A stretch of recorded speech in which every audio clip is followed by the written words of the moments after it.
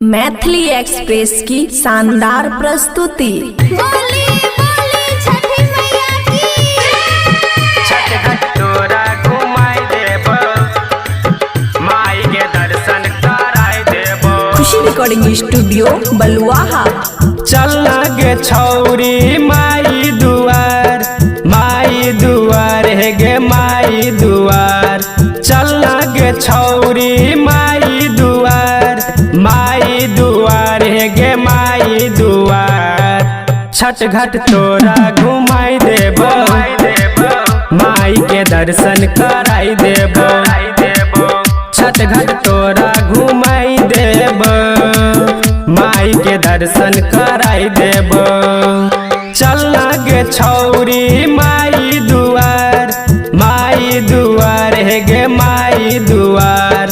चल गे छौरी माई दुआर, माई दुआर हे गे माई दुआर। छठ घाट तोरा घुमाई देबो, परब करे सिखाई देबो। छठ घाट तोरा घुमाई देबो, परब करे सिखाई देबो। डीजे सुमित सतीश रैमा।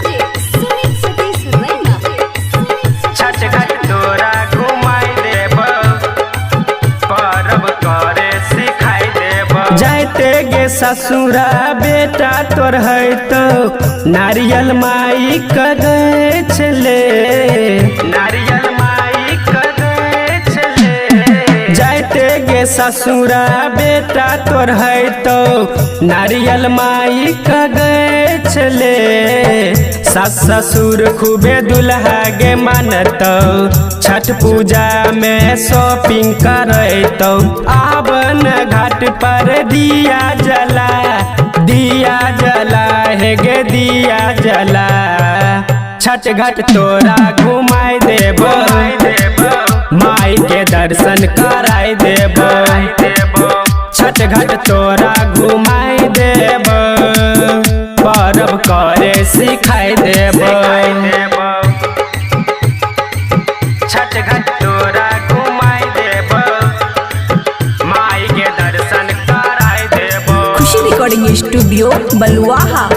कोनो चीज के तोरा कमी न है तो दुल्हा मिलतो अमीर गे, दुल्हा मिलतो अमीर गे।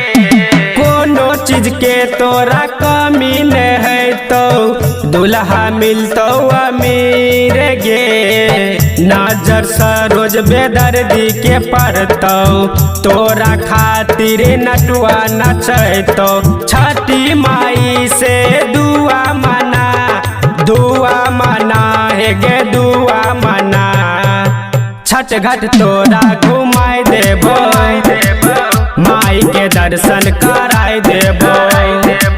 छठ घाट तोरा घुमाई देबो, माई के दर्शन कराई देबो। चल गे छौरी माई दुआर, माई दुआर हे गे माई दुआर। चल गे छौरी माई दुआर, माई दुआर हे गे माई दुआर। छठ घाट तोरा घुमाई देबो, परब करे सिखाई देबो। छठ घाट तोरा घुमाई देबो, परब करे सिखाई देबो। खुशी रिकॉर्डिंग स्टूडियो बलुआहा।